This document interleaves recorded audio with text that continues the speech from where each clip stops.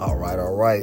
What's going on? This is your main man, For Real Fresh, and you're kicking it with Big Bang Sports and Entertainment. Let's go. Now, if you haven't heard, because you've been living under a rock or whatever, the president of the WBA, World Boxing Association, Gilberto Mendoza, has confirmed that Stanionis, who is a rising star in boxing in the welterweight division, has agreed to step aside from a mandatory title fight with Yordenis Ugas, paving the way for a 3-belt unification fight with Errol Spences Jr. in the early part of 2022. Let's go. This is a move that's going to basically give the welterweight division, give us an undisputed unified champion. Let's go. And this is a good fight and a good move for Spence and Ugas. For Ugas, really, he was going to fight Stanionis. Stanionis is a good competitor. I watched a couple of his fights. He is solid. Ugas would have went into that fight as a favorite. He would have. I will put money on it that he would have probably won or lost in a split decision.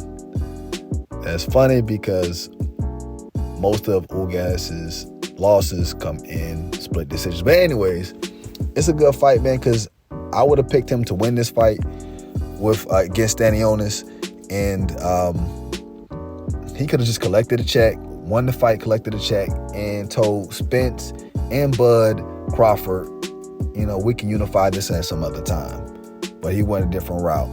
He decided to go against the king of the welterweight division, Errol Spences Jr., who holds the WBC and the IBF title.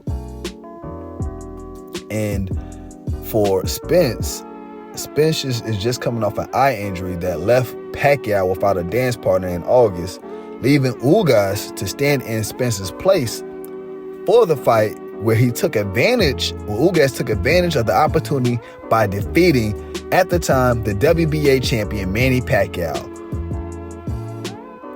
Now, for Spence, coming off an eye injury and this long layoff and getting in the mix with Yordenis Ugas without a tune-up fight, man, that is something else. Hey, Spence is a different guy, man. And I say that because, man, this is crazy, man. In a unification match with Ugas fought Sean Porter and lost by a split decision. Many of us, including myself, felt like Ugas actually won that fight, if I remember correctly. And Sean Porter, and I hate to use Sean Porter as a barometer to measure this, but Sean Porter lost to Errol Spence in a split decision. If it wasn't for Errol Spence putting him on his butt in the later rounds, man, we don't know what history would have been made that night, just to be honest. So for Spence to do this, he either don't care about his career or he has complete confidence in his skills. And I think I'm going with the latter. Let's go. Spence is showing how to be a champ and how to run a division. Let's go. And those who are ignorant and believe Errol Spence is ducking Crawford by taking the Ugas fight, you're just a hater. And you will continue to be a hater until you prove me wrong in the comment section. Now, I will say this. Even though the long layoff and coming off an eye injury for Spence, I still have Spence the favorite in the match with Ugas. With all that, but I will say this: Ugas is coming off a great win against Manny Pacquiao, and the momentum is in his corner. An official date for the fight hasn't been set or where it's going to be held at, but when I know, I'll make sure to let you guys know. Now, I ain't gonna hold you.